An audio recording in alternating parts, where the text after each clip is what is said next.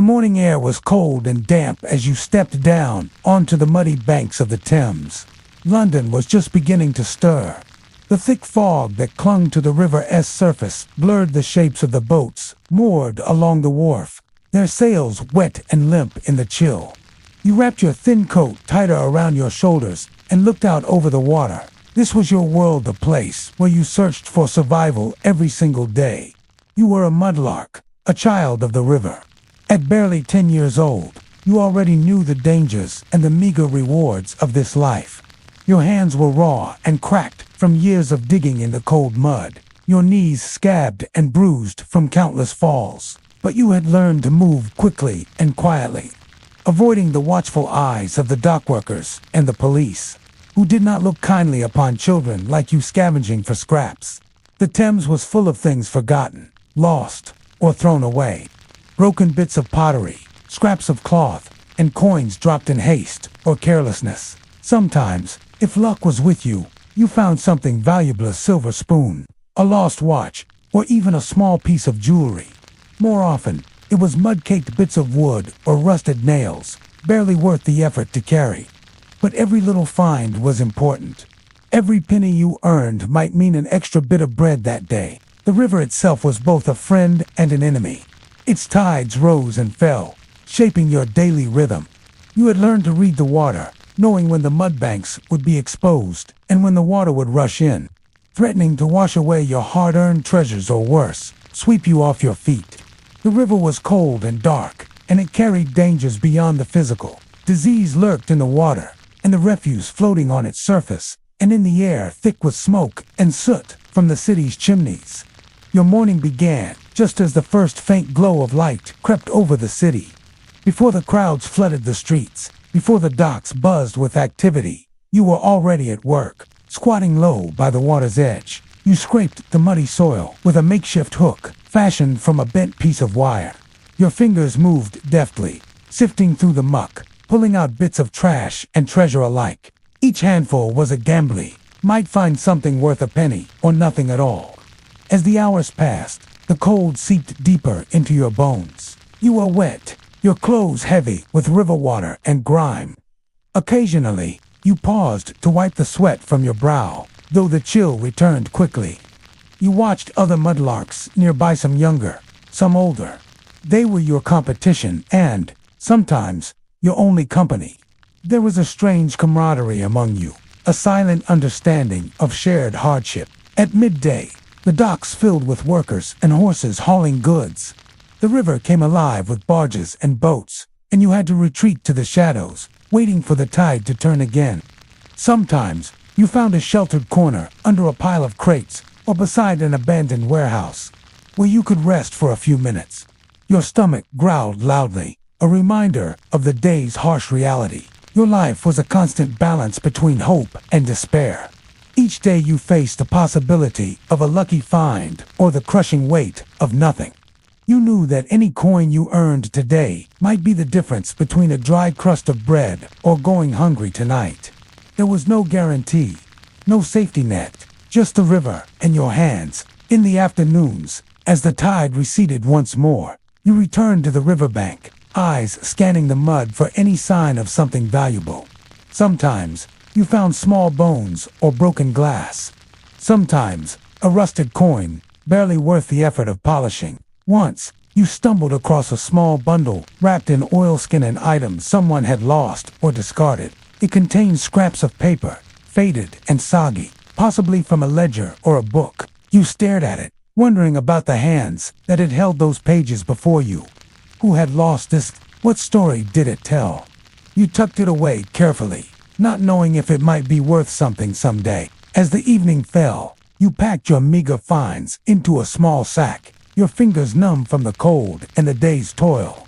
You slipped away from the riverbank, blending into the growing crowds moving through the narrow streets of London's poorer districts. The city was loud and chaotic, a place of soot-stained buildings and gas lamps flickering in the mist. But you knew the path, home, if such a word could describe the cramped attic where you and a handful of other children slept. There, beneath the creaking roof beams, you would empty your sack and divide what you had gathered.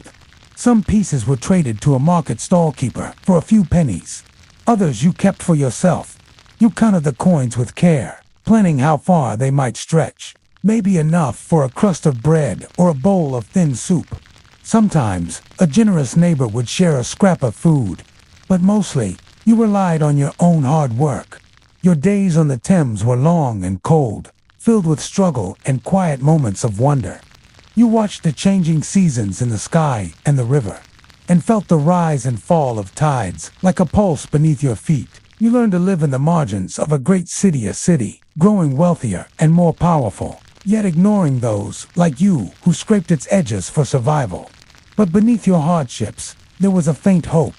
Sometimes, when the wind shifted just right, you imagined a life beyond the mud and the cold. A life where your hands might build something more than just survival. A question that lingered in the back of your mind. What if you could leave this life behind? What if the river could carry you somewhere new? As night closed in and the city lights blurred in the fog, you drifted to sleep, the river's distant murmur in your ears. Tomorrow, the mudlark's morning would come again, and with it, another chance at survival. The days blurred together along the banks of the Thames, but each dawn brought its own set of challenges and small victories. As you returned to the river the morning after your first long day, the chill was sharper and the mud even more unforgiving beneath your bare hands. The fog lingered low, curling around the hulls of barges and the stone pillars of the bridges overhead, wrapping the river in a gray, suffocating blanket. The city behind you awoke, but here, by the water, time seemed to stretch. You had learned quickly that the river was no simple place to navigate. Hidden beneath the thick mud were hazards that could catch your foot and drag you down pockets of sucking silt, shards of broken glass, rusty nails, and discarded metal scraps that had seen better days. Several times you felt a sharp sting in your palm as you grasped at something unkind, but each scrape and bruise was a small price to pay for whatever you could pull free. Occasionally, a barge would clatter past, its crew shouting orders, unaware of the small figures hunched by the water's edge. If caught, you knew you would be chased off, sometimes even beaten or taken to the police. The authorities considered mudlarks nuisances, even criminals. You had heard stories of boys like you being thrown into jail or sent to the workhouse. The threat hung over your head, but hunger and desperation outweighed fear. At times, you found yourself locked in a silent competition with other children who scavenged nearby. The docks were a tangle of alleys and warehouses, places where you had to be both quick and clever. Sometimes you swapped scraps or shared information about where goods might fall into the river or where rich ships unloaded their cargo. But mostly, it was a lonely existence, each child fending for themselves against the tide of poverty and neglect. One afternoon, a sudden shout startled you. A customs officer had spotted you near a shipment of barrels and was advancing quickly. You dropped your sack, heart pounding, and scrambled back toward the shadow of a nearby warehouse. You could hear the officer's heavy boots clattering behind you, angry and accusing. You barely slipped through a narrow gap in the fence and ducked into the darkness. For a moment, your lungs burned as you held your breath, listening to footsteps fade into the distance. The river was your refuge, but also your prison. Your clothes remained thin and threadbare. Your shoes, if you could call them that, were patched and soaked through. Winter was creeping in, and the cold seeped into your bones, turning fingers numb and stiff. You had learned to keep your hands moving, rubbing the blood back into them as you worked. Nights were the hardest. In your small attic room, the thin blankets barely held back the chill. Often, you would lie awake, thinking of warmer days and wondering how the city could let children like you live this way. Despite the constant hardship, there were moments that sparkled with unexpected beauty. One dusk, you watched as the last light dipped beneath the horizon, and the river reflected a patchwork of glowing gas lamps and dark shapes. A barge glided silently past, its lanterns casting golden pools on the water. You felt a strange connection to the river, as if it whispered secrets only you could hear. It carried stories of the city of kings and workers, of wealth and despair, of lives forgotten and lives yet to be made. Yet, the river was also a graveyard. You had heard rumors of bodies found tangled in the reeds, of desperate souls who had slipped beneath the surface and never returned. The cold water held dangers unseen, and each day you risked more than just hunger. You risked losing yourself entirely. Your fellow mudlarks spoke in hushed tones about escape, running away to the countryside, finding work in the factories, or somehow slipping into one of the great ships bound for faraway lands. But such dreams felt distant, like stars on a cloudy night. For now, you were bound to the mud and water, the detritus of a city that seemed to ignore your existence. The work was exhausting, and the rewards meager, but your hands were steady, your eyes sharp. You had learned which corners of the riverbank held the most promise and which tides brought the richest scraps. Every coin earned was a small victory, a crumb of survival. As the days shortened and the winter deepened, you faced an unspoken question that gnawed at your thoughts. How long could this life last? Was there a future beyond the muddy banks and cold waters? Or would the river claim you, as it had so many before? The river whispered its secrets, but did not offer answers. The days turned colder, and the river's muddy banks grew harder and less forgiving beneath your hands. Each morning, you returned to the Thames with a mixture of hope and weariness. The city beyond the water had changed little, but you had changed. The sharp edges of childhood were dulled by years of scraping survival. You had learned the rhythms of the river, the patterns of the tides, and the shifting shadows of London's docks. One morning, as the fog lifted slowly, you found something different in the mud, a small, battered leather pouch, heavy with coins. Your heart leaped. This was more than a lucky find. It was a rare fortune. Carefully, you opened the pouch, counting the worn pennies and a few silver coins that glinted dully in the pale light. For a moment, the endless struggle seemed less daunting. You imagined bread, warmth, maybe even a night without hunger. But fortune in the mud was fleeting. Within days, the pouch's coins were spent. Food was bought in small portions, enough to quiet the pangs, but not to bring comfort. You used the rest to mend your clothes and patch your shoes. Survival remained fragile, balanced on the edge of scarcity. That winter, the city saw a spike in illness. The dampness of the river, the crowded slums, and the lack of proper food and shelter took their toll. You yourself grew weak, coughing through cold nights and trembling in the thin blankets of your attic refuge. Friends fell ill and did not return to the riverbank. Some disappeared, swallowed by the workhouses or the hospitals that lined the city. The river continued to carry stories of loss and hardship, but also of resilience. You witnessed a quiet strength in those who, like you, made their home in the margins. They endured, not because life was kind, but because they had no other choice. The mudlarks were a hidden thread woven through the city's fabric, unseen yet essential. Eventually, something changed. A charity worker began visiting the docks, offering warm clothes and food to children like you. It was not much, but it was a sign that the world outside the mud was noticing. The movement to reform conditions for the poor and homeless was slow, but it had begun. Schools were opening, workhouses were being questioned, and voices were rising against the cruelty of neglect. You never forgot the riveret's cold embrace, its secrets, and its silent witness to your life. The Thames was both prison and protector, a source of despair and hope. Your story was one of many, a chapter in the vast, often overlooked history of Victorian London's poorest. As you grew older, the river's pull lessened. You found work in a factory, a humble place where the noise was constant and the hours long.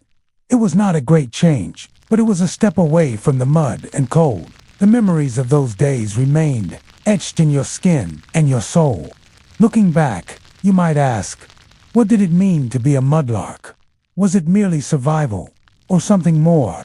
Perhaps it was a testament to human resilience, the quiet determination to endure, to find something precious amid the refuse of a city indifferent to its children. The mudlarks faded from London's streets as the city modernized, but their legacy remained. They were the unseen witnesses to a time of great inequality and change. A reminder of the countless lives shaped by hardship, yet refusing to be erased. The river flows still, carrying new stories. And perhaps, somewhere beneath its surface, echoes of the mudlarks' lives linger waiting to be remembered. The heavy wooden doors groaned as you stepped inside. The cold air of Victorian London's workhouse enveloping you like a thick, damp blanket. The walls were grimy, stained by years of soot and neglect. The faint smell of stale bread mixed with the sourness of sweat and unwashed bodies hung in the corridors. This was not a place of comfort, but a last resort for those who had nowhere else to turn. You were one among many poor, destitute, perhaps unemployed or too sick to work. The workhouse was designed to be harsh, a deterrent for those who might otherwise seek assistance. Its purpose was clear. Survival here came at the cost of dignity and freedom. Inside, the rules were strict and unyielding. Each day followed a rigid schedule. Starting before dawn, you awoke in a dormitory shared with dozens of others. The beds, simple wooden frames, topped with thin straw mattresses. Privacy was non-existent. Whispers and coughs echoed through the night. A bell summoned you to wash with cold water from a basin, the chill biting your skin. Breakfast was a meager portion of gruel-thin, tasteless porridge that barely filled your stomach. Conversations were hushed. The fear of the overseer's watchful eyes kept many silent. The workhouse master and matrons enforced order with stern faces and sharp tongues. Any sign of disobedience or laziness could mean punishment or reduction in rations. After the brief meal, you were assigned your task. Workhouses were infamous for their labor demands, ranging from breaking stones into gravel to picking oakum, tearing apart old ropes to unravel fibers, to scrubbing floors and washing clothes. The work was grueling and repetitive, designed more to punish idleness than to rehabilitate. You spent hours bent over, your fingers raw from handling rough materials. The air was thick with dust and the clatter of tools. The monotony was crushing, but the silence was occasionally broken by the occasional cough or the sobs of those who had given up hope. You learned to mask your pain, to blend into the background, becoming almost invisible. Lunch was similar to breakfast: thin soup or bread, sometimes supplemented with a small piece of cheese or a boiled potato. It was never enough, but hunger had become a constant companion. You rationed what little you had, knowing that complaining would only bring more suffering. The days dragged on. The workhouse was a prison of routine, and you were caught in its gears. Yet, among the despair, there were moments of resilience. Some found comfort in small acts, sharing a scrap of bread, a whispered joke, or a quiet prayer. Bonds formed in the shadows, connections forged through shared hardship. As night fell, you returned to the dormitory, weary and aching. The promise of rest was thin. The beds were hard, the rooms cold, and the noise unending. You lay awake, your thoughts drifting beyond the stone walls, wondering how many others outside the workhouse walls lived similarly desperate lives. The workhouse was a world apart, yet it reflected the city's wider struggles. It was a mirror of Victorian London's harsh realities, the growing gap between wealth and poverty, the challenges of industrialization, and society's attempts to manage those it left behind. But as you drifted into uneasy sleep, a question lingered. Could such a system, built on strict discipline and deprivation, ever truly offer a path to a better life? Or was it merely another chapter in the story of suffering? The morning light seeped weakly through the grimy windows, casting long shadows across the cold stone floors of the workhouse. You stirred awake in the crowded dormitory, surrounded by the murmurs and shuffles of others preparing for another day. The thin straw mattress beneath you offered little comfort, but routine had taught you to accept the discomfort as simply part of life here. The workhouse was not merely a place to be sheltered, it was a place of strict control. Every movement was monitored, every request scrutinized. The overseers moved through the corridors with watchful eyes, their presence a constant reminder of the fragile balance between survival and punishment. You had learned to keep your head down, to speak only when spoken to, and to obey without question. Your tasks for the day awaited. Oakum picking was the assigned labor today, a repetitive, painstaking process of unraveling old ropes into loose fibers. It was tiring work that required little skill but much patience. Your fingers, raw from the coarse rope and cold air, moved rhythmically, pulling and tearing thread by thread. The room smelled of dust and dampness, the sound of fiber scraping against wood filling the silence. Among the workers, there was a quiet hierarchy, unspoken yet well understood. Some were resigned and silent. Others whispered cautiously, sharing bits of news from outside or small bits of hope. Friendships formed in these small exchanges, fragile yet vital. You found solace in these connections, the knowledge that you were not entirely alone in this harsh world. Meals came at set times and were sparse. The thin gruel for breakfast and soup for lunch did little to fill the aching emptiness in your stomach. You learned to savor the smallest morsels, sharing bread crusts when you could. Food was both a necessity and a reminder of the deprivation you faced daily.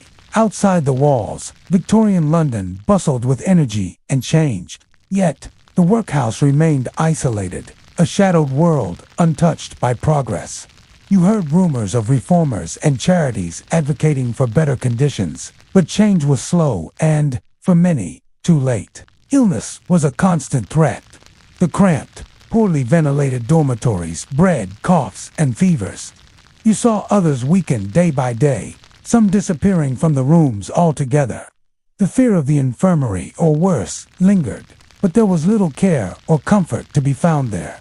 Despite the harshness, there was resilience. You witnessed moments of kindness, an elder sharing a worn blanket, a whispered prayer between strangers, and the determination of those who refused to be broken by circumstance.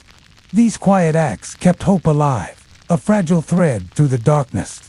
As evening approached, you were summoned for inspection. The matrons moved with brisk authority, checking for cleanliness, proper dress, and adherence to rules. Punishments were meted out for the slightest infraction, extra chores, reduced meals, or confinement. The fear of their gaze was a constant pressure, a reminder that survival depended not only on endurance, but also on obedience. Lying awake that night, you pondered the nature of this place. The workhouse was meant to be a last resort, a deterrent to idleness. Yet, it trapped many in a cycle of poverty and despair. Was it possible for anyone to truly escape once inside? Or was this institution another mechanism that kept the poor in their place? The question weighed heavily as you drifted toward an uneasy sleep, the sounds of restless bodies and distant footsteps echoing through the halls. Tomorrow promised more work, more hunger, and the relentless struggle for survival. The months passed slowly in the workhouse, each day marked by the same unyielding routine and relentless labor. Yet, amid the monotony, changes began to ripple through the institution. Reports from reformers filtered in, pushing for improvements and questioning the harshness that defined life inside these walls. New regulations aimed to soften some of the cruelty, introducing better hygiene, improved rations, and limited education. You noticed subtle shifts: a cleaner basin here, a small patch of sunlight where broken glass had been removed there. Some of the overseers' faces grew less severe, though their vigilance never waned. The promise of change was faint but tangible, a fragile hope in a world that had offered little kindness. Despite these small improvements, many still suffered. Illness claimed more lives than labor ever would, and the despair that hung in the air was difficult to shake. Some found solace in learning to read or write during brief classes. Others clung to faith or fleeting friendships as a shield against the grim realities.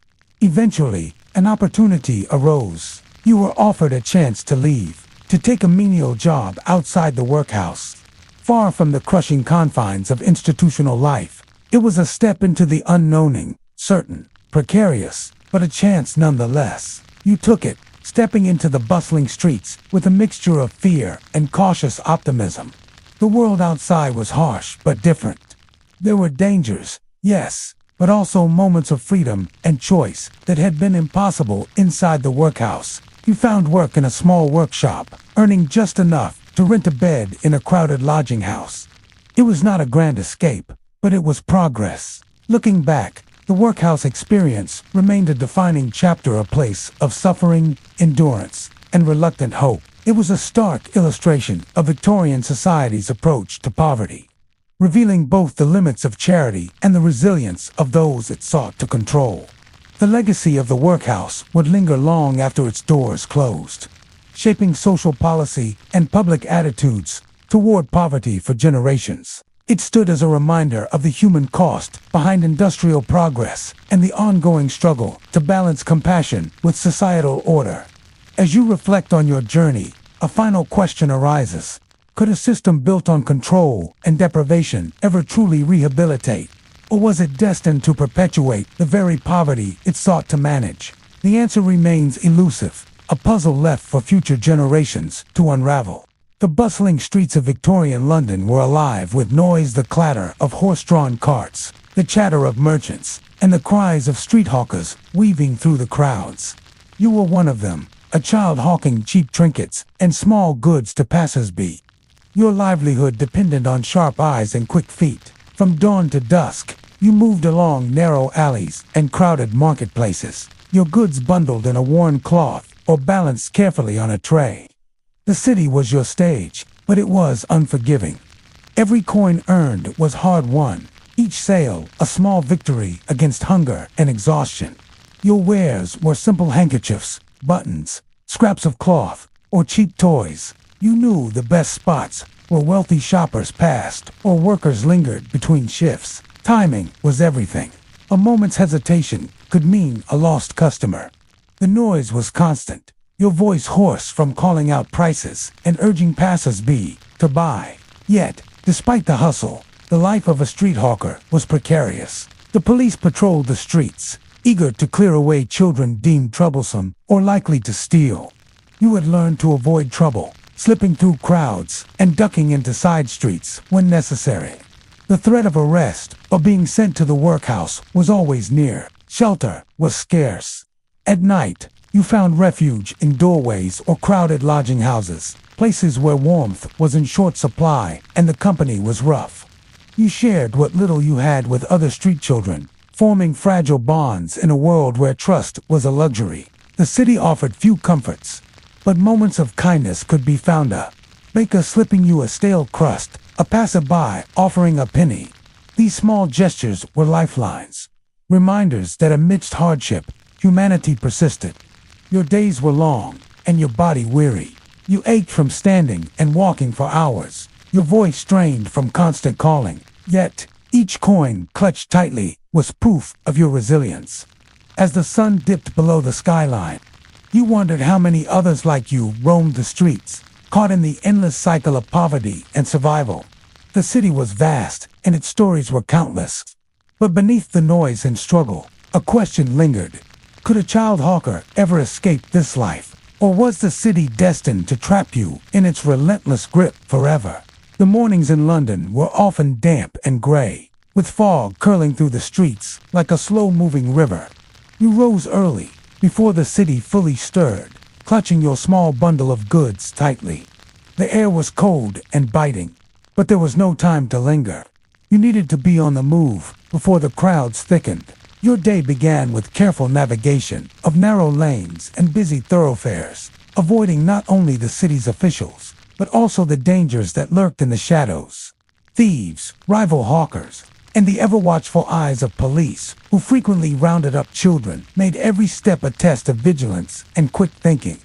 Selling was a skill honed by necessity. You learned which cries caught the attention of different crowds. Sometimes a loud, persistent shout worked best, while other times a softer, urgent plea earned more sympathy and coins. You memorized the faces of generous customers, returning to the same streets where you could expect a little kindness or an extra penny. The work was exhausting. Hours spent standing and walking took their toll on your small frame. Hunger gnawed at your belly, and when food was scarce, you made do with scraps, scavenged from market stalls or cast-offs from tavern doors. The threat of illness was ever present, compounded by the damp streets and poor clothing that offered little protection from the chill. The nights were no refuge. Crowded lodging houses, where beds were shared and silence was rare, provided little comfort. Sometimes you slept curled on cold stone steps or under a thin blanket near the river, listening to the distant murmur of the city. Safety was always temporary, and dreams of a better life felt distant. Despite this, Moments of joy appeared in small, fleeting ways. A customer's smile, a shared joke with fellow hawkers, or the thrill of making a good sale gave temporary respite from the daily grind. These moments reminded you that, even in hardship, life had its sparks. Yet, the city's vastness and indifference often felt overwhelming. You were one of thousands of children trapped in this cycle, with little chance of education or advancement. Schools were scarce, and work took precedence over learning. You wondered if escape was possible, or if the city's streets would hold you forever.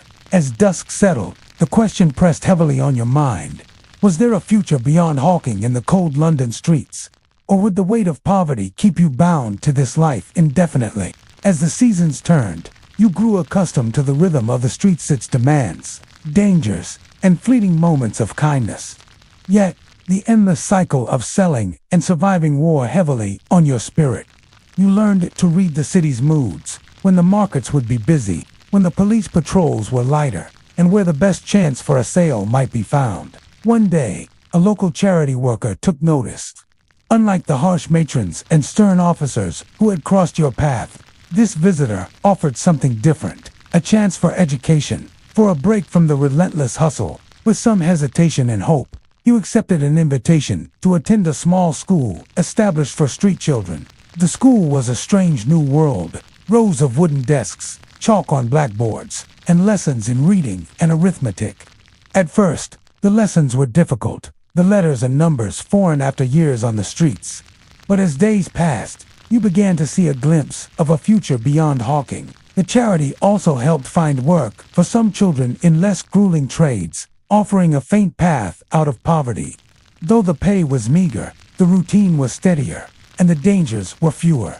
Life was far from easy, but it was different. It was the beginning of change. You understood that your story was not unique.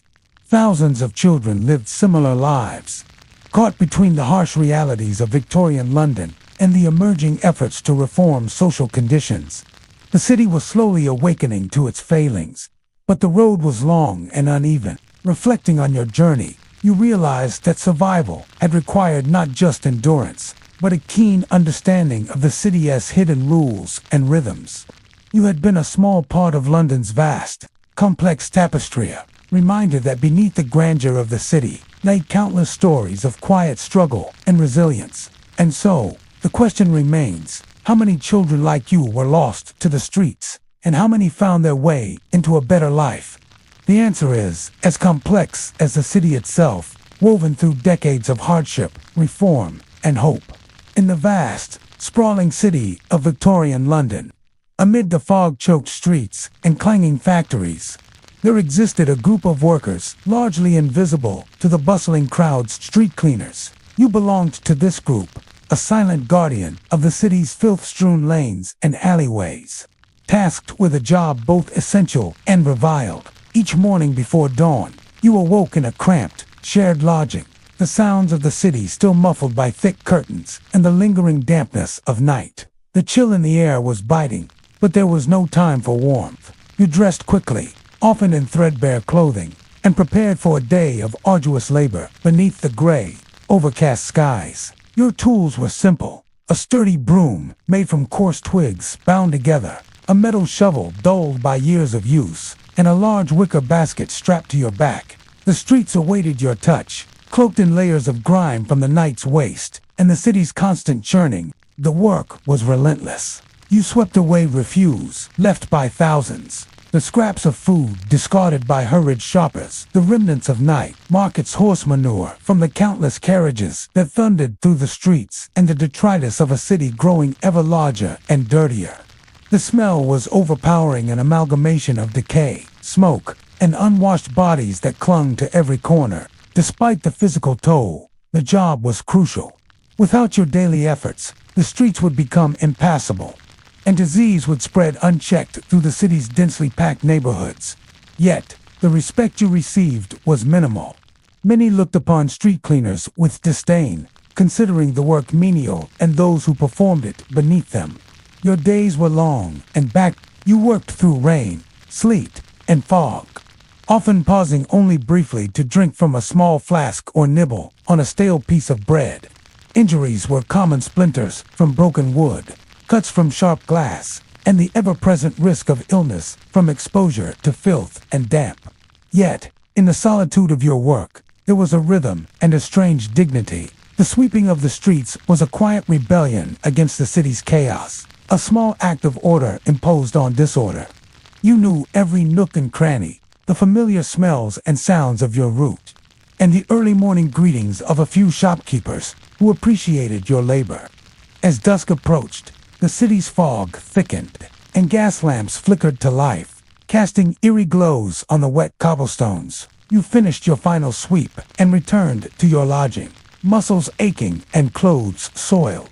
The cycle would begin anew come morning.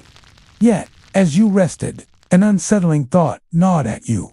Despite your indispensable role, would society ever truly recognize the value of those who cleaned its streets? Or would you remain forever invisible, the silent custodians of a city that preferred not to see its own filth? The morning fog clung stubbornly to the streets as you set out once again with your broom and basket, the weight of the city's waste pressing down upon your shoulders. Your hands, calloused and stained, gripped the coarse wooden handle tightly as you moved through familiar, roots-narrow alleys where the shadows seemed to gather thicker, and broad avenues where the wealthy passed in carriages, oblivious to the grime beneath their polished wheels.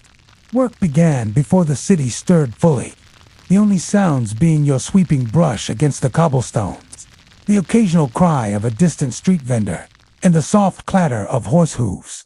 The early hours were your own, a rare quiet before the chaos.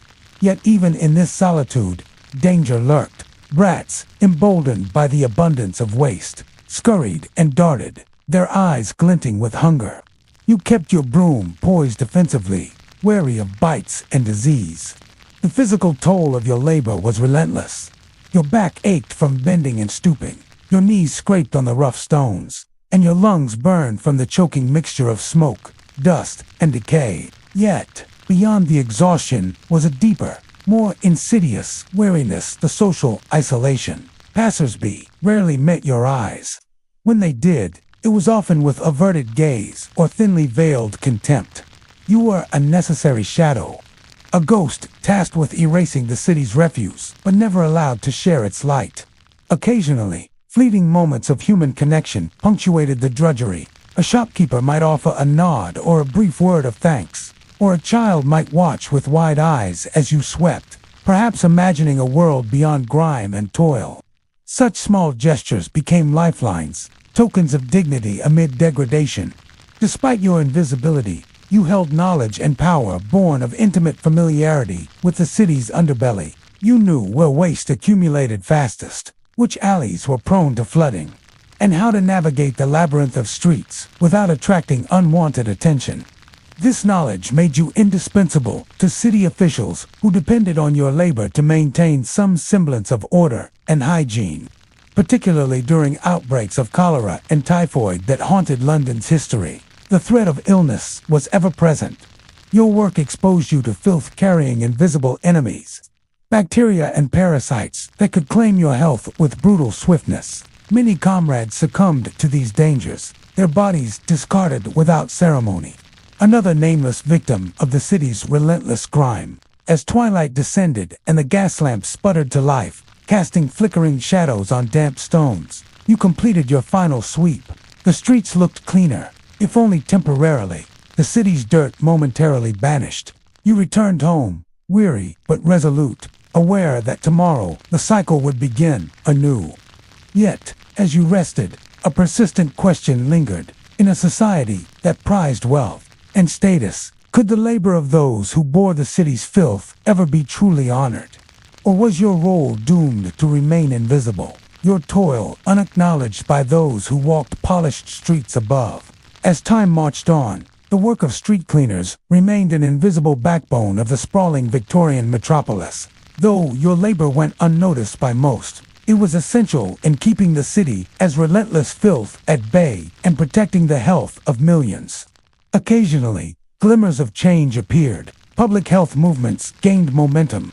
and the unsanitary conditions of London's streets sparked debates among reformers and officials.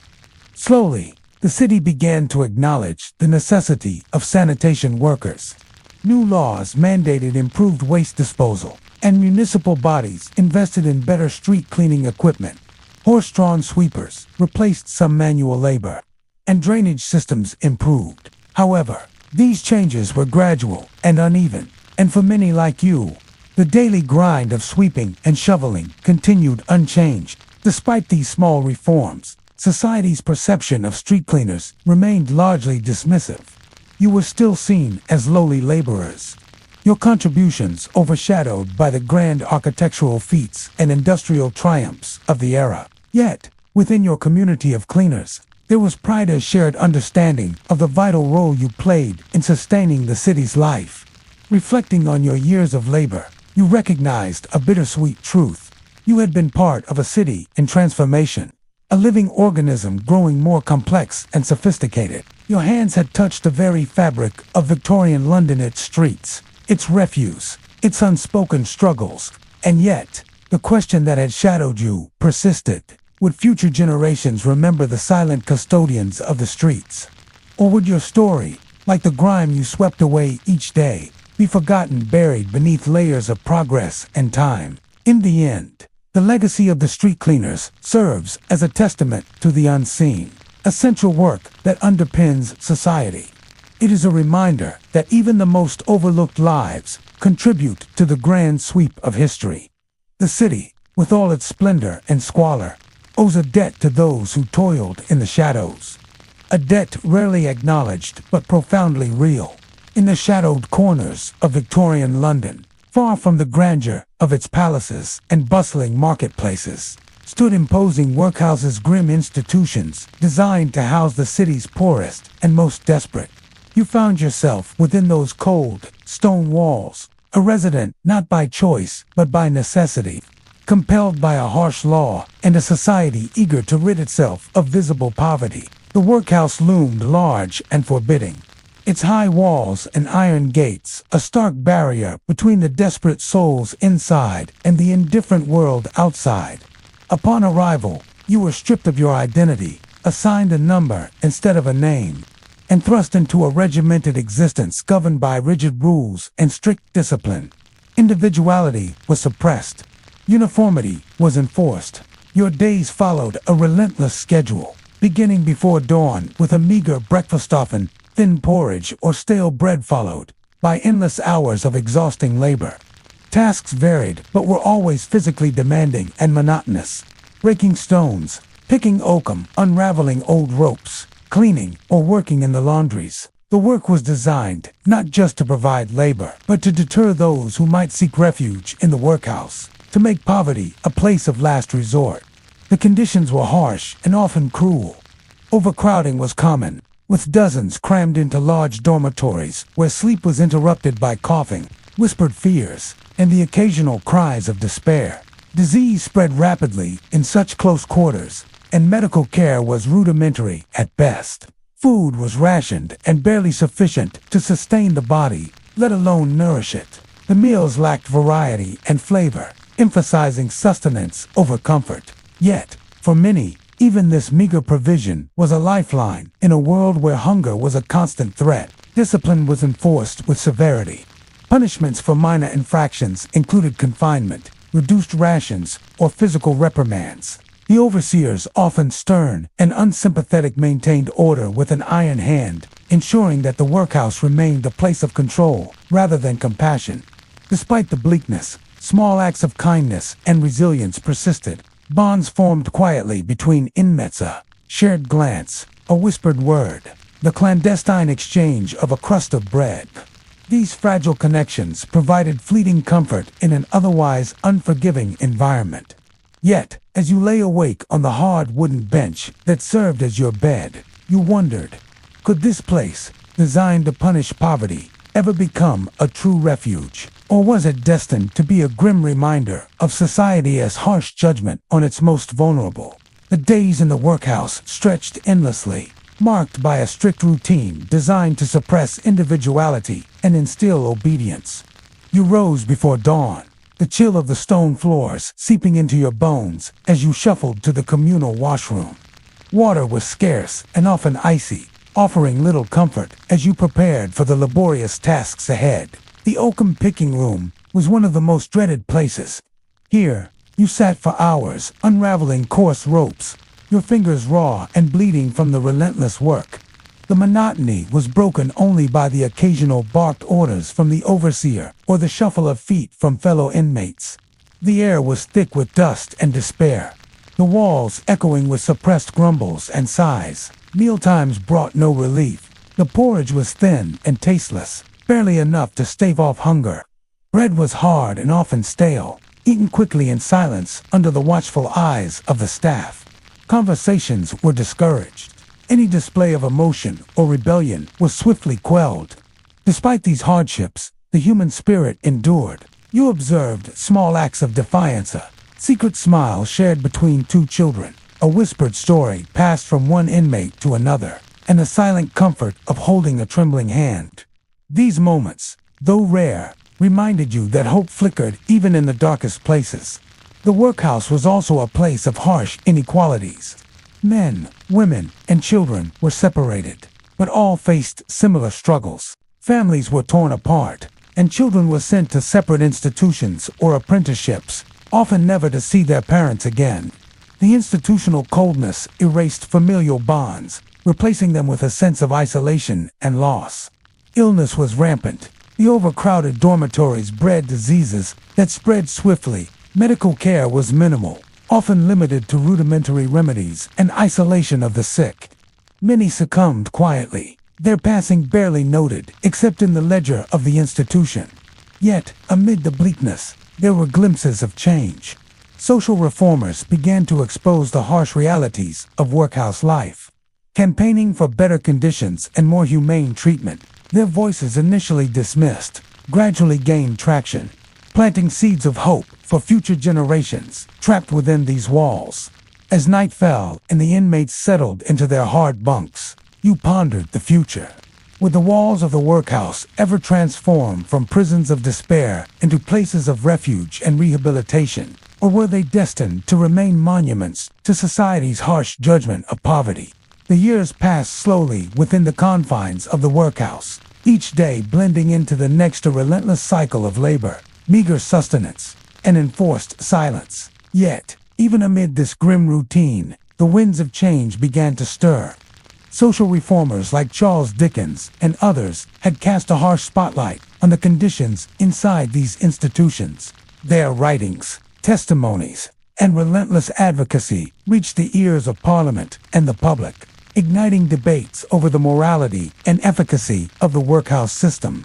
The Poor Law Amendment Act, which had initially established these harsh conditions to deter reliance on public assistance, was increasingly questioned and criticized. Slow reforms emerged, improvements in sanitation, better food provisions, medical care, and more humane treatment of inmates. Separate facilities for children were created, apprenticeships expanded, and education slowly introduced. Though far from perfect, these changes signaled a shift in society's attitude toward poverty, from punishment to a more compassionate, albeit still imperfect, approach for many trapped in the system, including yourself. These reforms offered a glimmer of hope, a chance, however small, to reclaim some dignity and envision a future beyond the walls. Yet the legacy of the workhouse remained complex and fraught. It symbolized the rigid class structures of Victorian England and the often brutal social policies imposed on the poor. It also underscored a paradox, a society both dependent on and disdainful of its most vulnerable members. Reflecting on your time inside those walls, you understood the profound resilience it took to endure such hardship. The workhouse was not merely a building, but a crucible where countless lives were tested and shaped. The stories of suffering and survival within its stone walls are an essential, if somber, chapter of history. And so the question lingers: how does society remember those who lived and labored in places designed to break them? What lessons do their experiences hold for us today as we continue to grapple with poverty, social welfare, and human dignity? In the twisting, narrow alleys, and smoke-choked streets of Victorian London. The figure of the chimney sweep was a common sight: small soot-covered children climbing precariously up narrow flues, scraping away the accumulated grime that clogged the city's countless fireplaces. You might be one of these children, hired out at a tender age to brave the dark, dangerous shafts that pierced the walls of Victorian homes. The work of a chimney sweep was one of the most hazardous and grueling occupations in the city. London's expanding population, along with its ever-growing demand for coal and heating, meant that thousands of chimneys required regular cleaning. But sweeping chimneys was not simply unpleasant. It was a matter of life and death. Blocked chimneys could cause deadly fires or suffocation. Your job was to prevent disaster, yet the cost to your own safety and health was severe. Most chimney sweeps were boys as young as 5 or 6, their small size seen as an advantage for squeezing through narrow passages. Apprenticed often through harsh contracts, these children were sent out by their masters, known as climbing boys, and expected to endure brutal conditions. The climb itself was perilous. Narrow, twisting, pitch-dark flues demanded agility and fearlessness, qualities not often associated with children. Inside these cramped spaces, you faced choking soot, sharp bricks, and the constant risk of becoming stuck or injured. Many suffered from burns, broken bones, and respiratory problems. Chimney sweeps carcinoma, a severe form of scrotal cancer caused by soot exposure, was a common affliction among adult sweeps, a grim legacy of childhood labor. Your daily routine was a relentless cycle of climbs and scrapes, punctuated only by brief rest periods and meals that were meager and often hurried. Hunger was a constant companion, and warmth a distant memory, despite the fires you helped maintain. The social status of chimney sweeps was low, and they were often viewed with disdain or pity. Yet, within their community, a unique camaraderie existed. Masters, apprentices, and free sweeps formed a close-knit subculture, bound by shared hardship and tradition. Superstitions and rituals developed around the profession. Some believed that offering sweets to the climbing boys or reciting certain prayers could protect them from harm. Efforts to reform the trade emerged, slowly, but faced resistance. The 1834 Chimney Sweepers Act was introduced to prohibit the employment of children under 10 for chimney sweeping. But enforcement was lax and evasion widespread. Many sweeps continued to employ children illegally, driven by economic necessity and the high demand for cheap labor. The dangers were not limited to the physical realm. Psychological trauma, fear, isolation, and exhaustion was a heavy burden on these young lives. The darkness of the chimneys seemed to mirror the darkness many felt within, trapped in a cycle of poverty and labor, with little hope for escape. Yet, amid the soot and shadow, stories of resilience and survival persisted. Some climbing boys grew up to become skilled tradesmen, advocating for improved conditions and better treatment of apprentices.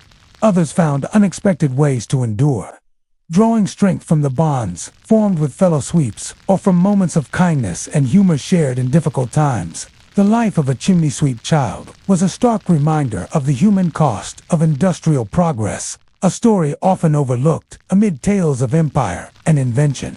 As you reflect on the soot-streaked face of that child, climbing silently through the darkness, a question arises. How did society reconcile its dependence on such dangerous labor with its claims of progress and civilization? The daily existence of a chimney sweep child was shaped by the brutal demands of the trade and the merciless conditions that came with it. As you rose early each morning, your body already aching from previous climbs, you faced the grim reality that each day would bring new dangers lurking within the soot-blackened flues of London as countless fireplaces. The apprenticeship system that bound you to this life was unforgiving. From a tender age, often as young as 5, you were placed under the control of a master sweep who held absolute authority over your labor and, often, your very being. Contracts were rigid, sometimes lasting up to 10 years. A lifetime of servitude for a child barely beginning to understand the world beyond the grime and shadows. Your master's control extended beyond mere labor. Discipline was harsh. Punishments for disobedience or perceived laziness ranged from deprivation of food to severe physical beatings. There was little room for childhood innocence or joy. The streets outside might teem with other children playing games and attending school. But your world was confined to dark shafts and back alleys. The physical toll was immense. Climbing through narrow, twisting chimneys left your muscles constantly strained. Your hands and knees were raw from scraping against bricks and soot, and your lungs filled daily with choking dust that settled into a persistent cough. Respiratory illnesses were common and often fatal. You may have witnessed comrades falling ill or succumbing to ailments like tuberculosis or the dreaded chimney sweep carcinoma, a deadly cancer linked directly to prolonged exposure to soot. Nutrition was poor, compounding your vulnerability. Meals were sparse and monotonous, often little more than bread and watery broth, insufficient to sustain the energy required for such grueling work. Hunger gnawed at you, weakening your body and spirit alike. Socially, chimney sweep children existed on the fringes. They were viewed by many with a mixture of fear, contempt, or pity. Often, they were the targets of bullying and exclusion, regarded as little more than tools or burdens rather than children deserving of care and protection. Despite the harshness, within the tight-knit community of sweeps, traditions and support systems emerged. Older boys taught the younger ones the skills necessary for survival, passing down techniques for navigating chimneys and avoiding injury. Stories were shared tales of near escapes, secret hideouts, and occasional acts of kindness from sympathetic homeowners. Religious and superstitious beliefs played a significant role in daily life. Many sweeps carried charms or recited prayers before climbs, seeking protection from the unseen dangers lurking in the dark flues. The rituals helped to create a sense of control in an otherwise uncontrollable environment. Reformers and activists began to take notice, horrified by the exploitation and suffering endured by these children. Reports highlighted the brutal conditions, pressing for legislative change. Yet, progress was slow and met with resistance. Economic pressures and demand for cheap labor meant many masters flouted the law with impunity. You may have wondered, amid the soot and struggle, whether there was a way out if education, freedom, or a different life might ever be possible. The shadows of the chimneys loomed large, but so too did the faint hope of escape. As you grew older within the world of chimney sweeping, the shadows that had once confined you began to shift. The dark flues, the soot-blackened skin, and the relentless labor remained. But a slow transformation was underway, one born from the courage of reformers and the resilience of those who endured. Throughout the 19th century, awareness of the plight of chimney sweeps deepened. Activists, driven by a sense of justice and compassion, rallied to expose the cruelty inflicted on children. Among these voices was social reformer Lord Shaftesbury, whose tireless campaigning led to legislation aimed at improving conditions and ultimately abolishing the practice of using children in such dangerous work. The Chimney Sweepers Act of 1840 marked a turning point by outlawing the employment of children under 10 for chimney sweeping. Subsequent acts tightened restrictions and increased penalties for violations.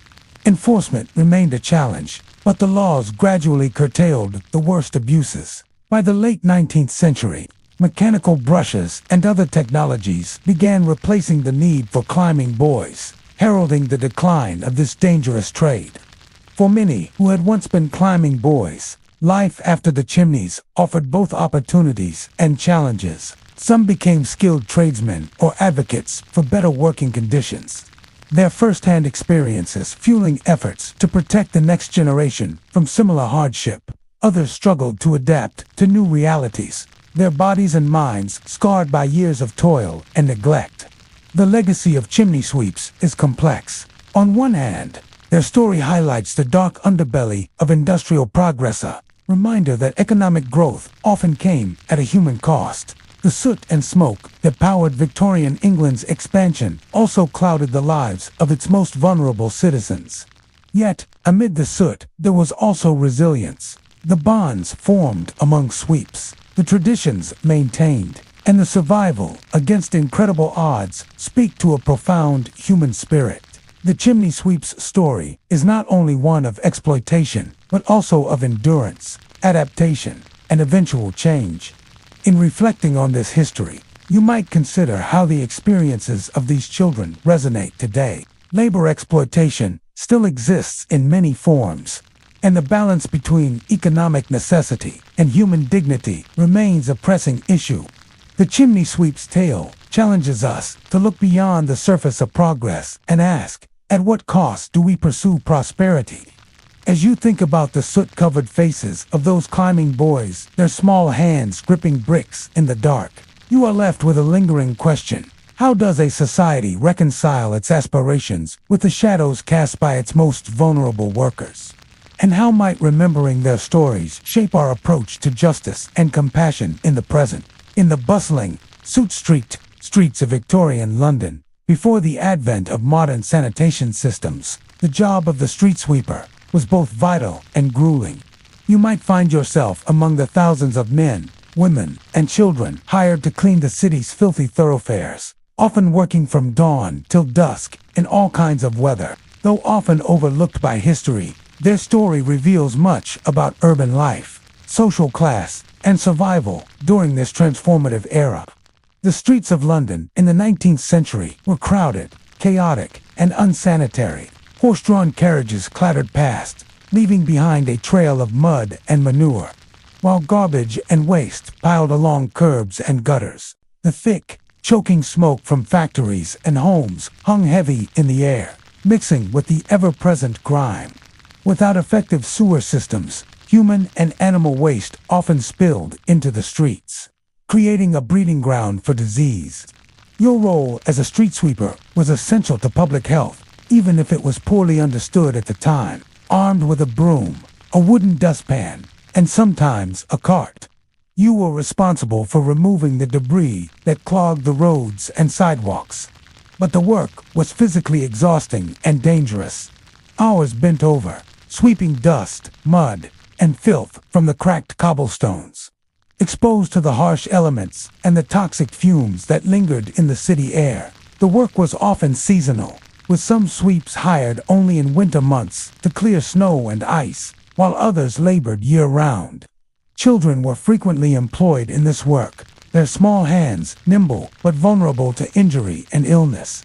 The job paid poorly, barely enough to keep hunger at bay, and lacked any form of social security or medical support. Socially, street sweepers occupied a low rung on the Victorian class ladder.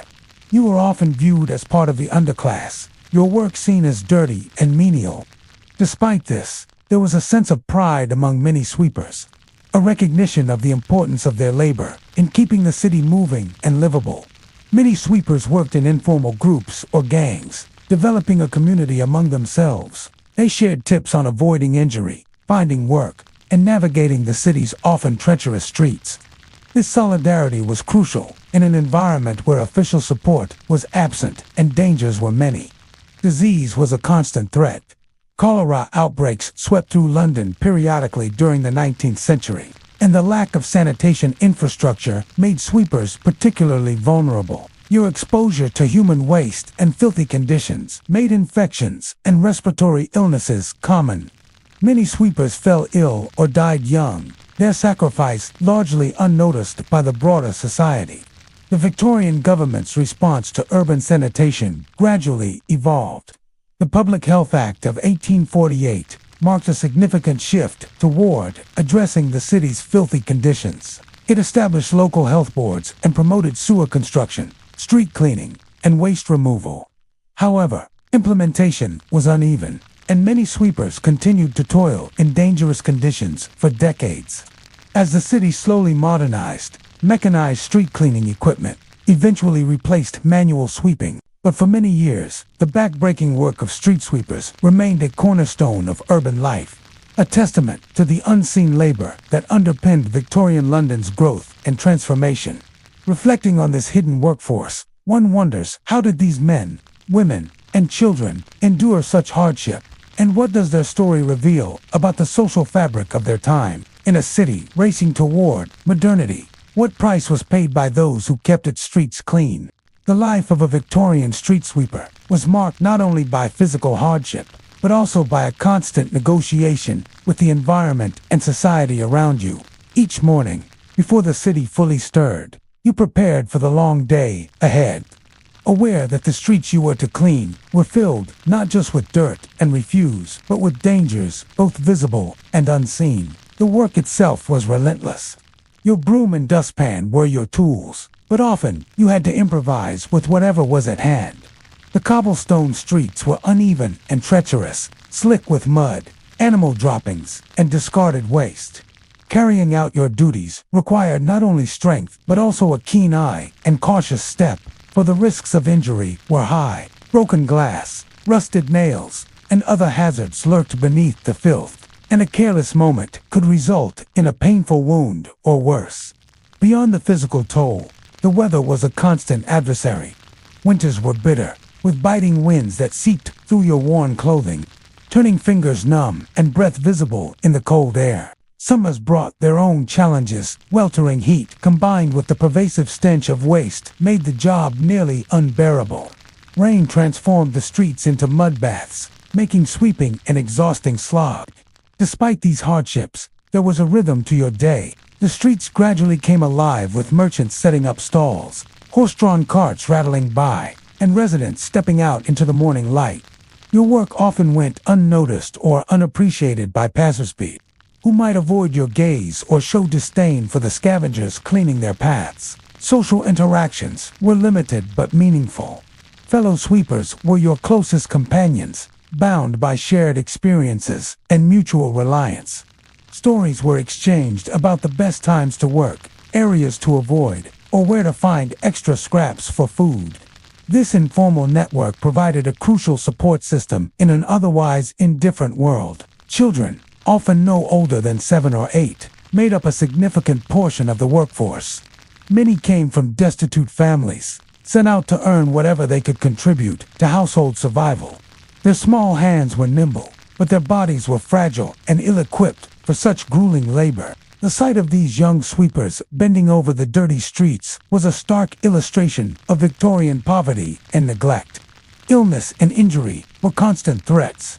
The lack of sanitation meant that infectious diseases, such as cholera, typhoid, and dysentery, were rampant. You might have seen colleagues taken suddenly ill, sometimes never returning to work. Medical care was scarce and expensive, and many sweepers endured pain and sickness in silence. Throughout the 19th century, public awareness of urban sanitation's importance grew, partly due to recurring cholera epidemics that decimated populations. Reformers like Edwin Chadwick argued vehemently for improved waste management and street cleaning, highlighting the direct link between filthy streets and public health.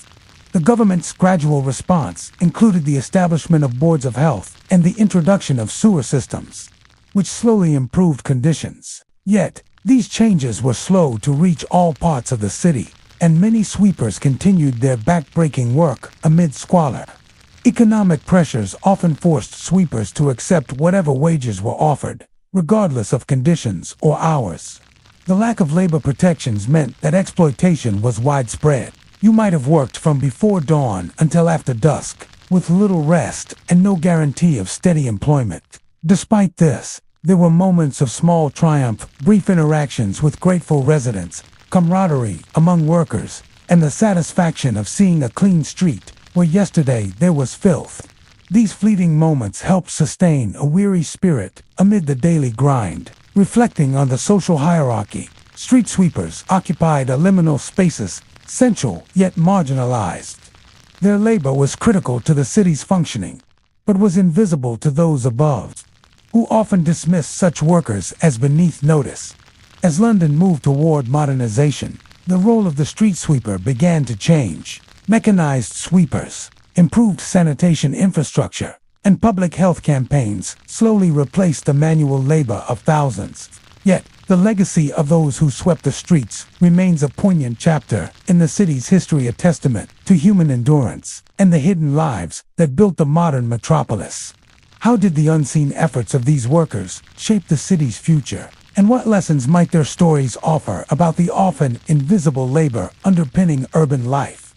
As the 19th century marched forward, the relentless evolution of London was mirrored in the lives of those who labored unseen to keep its streets passable.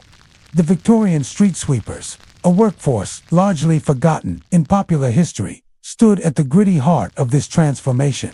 Their story, stretching from the dusty dawns of industrial expansion to the cusp of modern urban sanitation, reveals not only the hardship and resilience of a neglected class, but also the slow awakening of a society to the true cost of progress. In the early decades of Victorian London, sweeping the streets was a labor-intensive, often perilous task, undertaken largely by the poor and dispossessed. You, whether man, woman, or child, joined the ranks of street sweepers, knowing that the work would test your endurance and patience. The brooms you wielded were simple tools, but your efforts held a profound significance. Without your daily toil, the city would be engulfed in filth, disease, and chaos. The streets you swept bore the marks of an era before modern sanitation. Horse manure, discarded household waste, mud, and human excrement cluttered the roads and gutters. This toxic mixture was not only a practical nuisance, but also a grave public health threat. Recurrent cholera outbreaks and other devastating epidemics underscored the urgency of maintaining clean streets, even if the science behind disease transmission was not yet fully understood. Your daily grind was a study in contrasts, monotonous and exhausting, yet vital. The rhythm of sweeping, the repetitive motions, and the ever-present dust could dull the senses. Yet the importance of your work was undeniable. Despite the back-breaking labor, you took pride in the cleanliness you achieved, knowing that each cleared street eased the suffering of others, even if they rarely acknowledged your contribution. Socially, you belonged to the lowest tiers of Victorian society.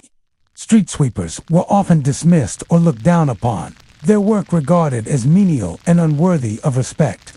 You existed in a liminal space, essential, yet invisible. The city relied on you, yet rarely rewarded or protected you. This marginalization extended beyond economic hardship into social isolation. Passers-by might avert their eyes, children might mock, and employers often exploit your vulnerability. The physical dangers you faced were many. Navigating uneven cobblestones with a heavy broom, exposed to the elements, you risked injury daily. Cuts from broken glass or nails were common, and with limited access to medical care, even minor wounds could become infected. More insidiously, the filth and stench you confronted carried deadly pathogens. Respiratory illnesses, cholera, typhoid, and other diseases claimed countless lives among your ranks. The grim reality was that your work placed you on the front line of public health crises, bearing burdens few others recognized. Your family life was often intertwined with your labor. Many sweepers came from impoverished households, where every member's earnings were crucial to survival. Children as young as 5 or 6 might join you on the streets, sweeping alongside adults to add what little they could to the family income. This meant that childhood was sacrificed for survival. Education was often foregone, and dreams were deferred.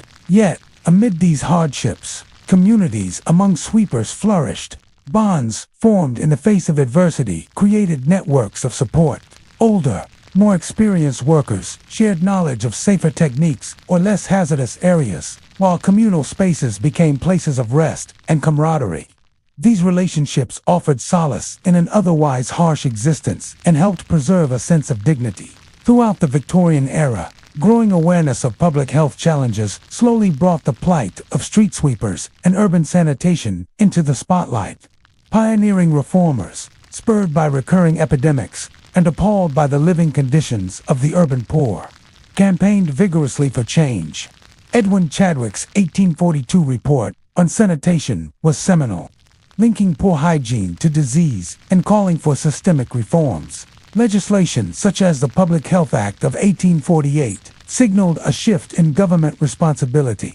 Local boards of health were established, and efforts to improve sewerage, waste collection, and street cleaning intensified.